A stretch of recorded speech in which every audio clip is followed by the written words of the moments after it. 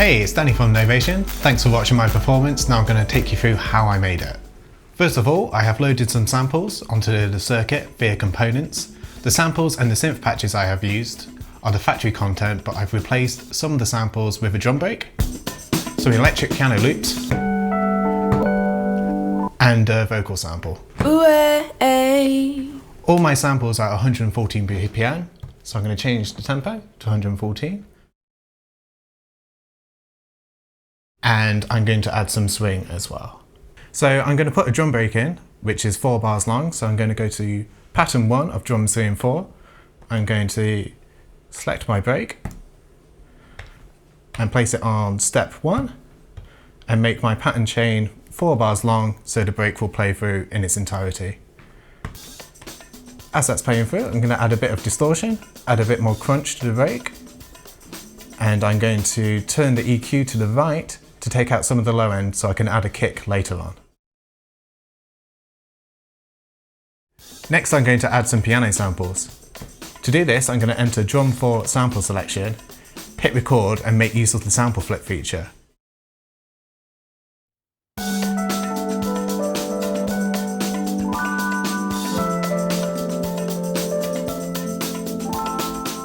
And now my samples will play through, changing to the next section of the electric piano part.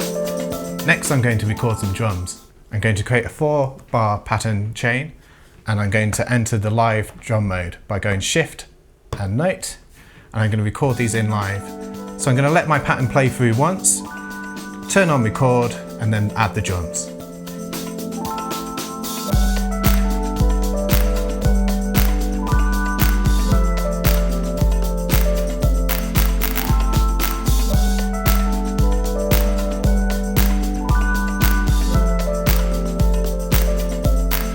Next, I'm going to add a synth pattern on synth 2.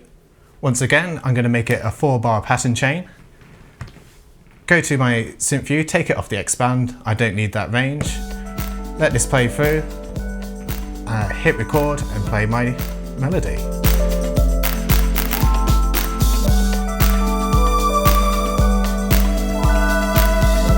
Just turn macro 5 here, add a bit of excitement to the synth patch.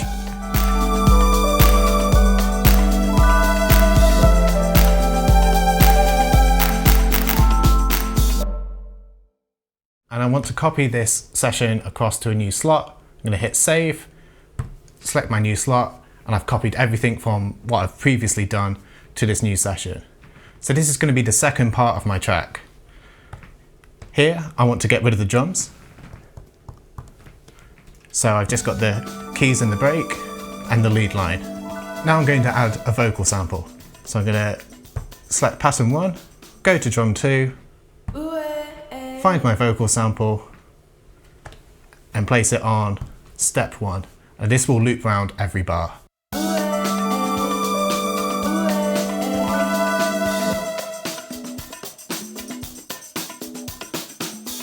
Okay, now I'm going to add a riser in using synth 1. So I've got this rising sound and I want this to happen on the 8th bar. So I'm going to go to pattern number 8, place my note in, go to the gate view, make it last the whole bar, and then create a pattern chain of 8. And now as my pattern plays through, as it gets to the 8th bar, this rising sound is going to come in, I'm going to change and go to the next section. And finally, to add some performance to this section, I'm going to automate the delay on my drum break. So I'm going to do this by entering the effects page, hitting play and record, and turning the delay macro.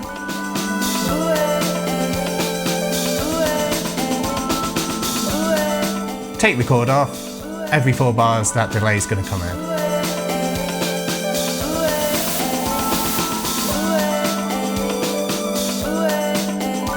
Okay, for the third section, I've saved my session again, copied all my drum break and drum beat across, but I'm going to record a different keyboard part. So I'm going to enter drum 4 again, let this play through, hit record. This time I'm going to chop up the samples more.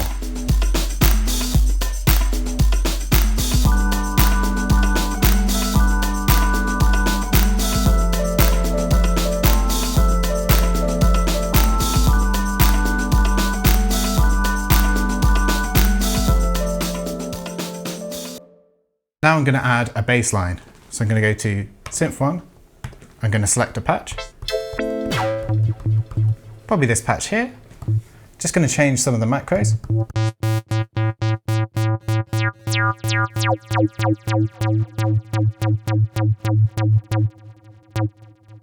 Yeah, that's the sound I want. Just pitch it down. Okay, now I'm going to record my bass line. So I've got record on and I'm going to hit play and go for it.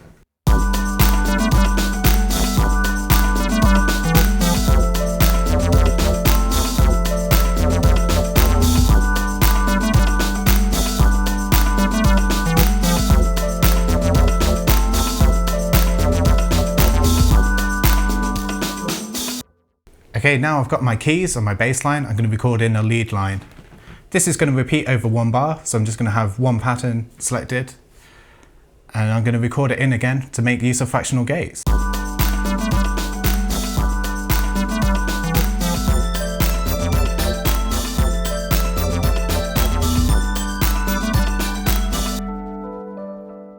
Okay, for the next section of my track, I want to keep the lead line that I've just recorded, but move back to the vocal sample that I had previously. So I'm going to keep this within the same session this time. I'm going to go to a blank drum track. I'm going to choose drum 1 and place where would be my vocal sample on the first step. But now I need to sample flip it to the vocal line. So I'm going to enter the velocity view, hit record, press the step. You see that's lit red now. Now I'm going to enter the drum selection, go shift drum 1, and find my vocal sample. You can also see that has turned red, saying that I've chosen this sample now. That can play through. I can take the bass out. I can start adding some effects to my lead line.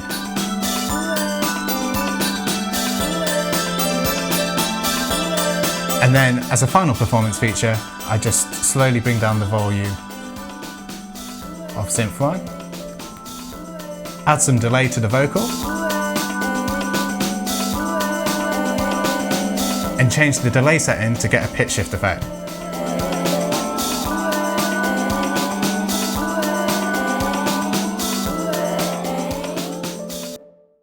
Okay, so for the final section, I have just copied my session across using the same save technique as before, but this time I'm going to change the Synth 2 sound. So I'm going to go Shift, Synth 2, and I'm going to actually use this bass sound here. Going to open up the filter, add some modulation, and then I'm going to go to my note view and pitch it up. So now I've got a lead line. For this section, I'm going to use Synth 2 to play a solo. So to do this, I'm going to expand my note view. So now I've got a 4-octave range. And also, just to hide any of my mistakes, I'm going to increase the delay. And then we get this lovely arpeggio type sound. So let's hear what that sounds like.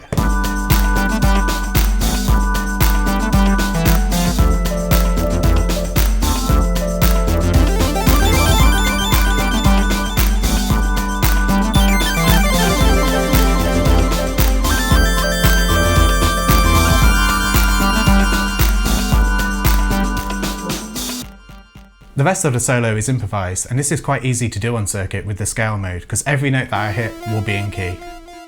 So that's how I made my performance. I'm Danny from Novation. Thanks for watching.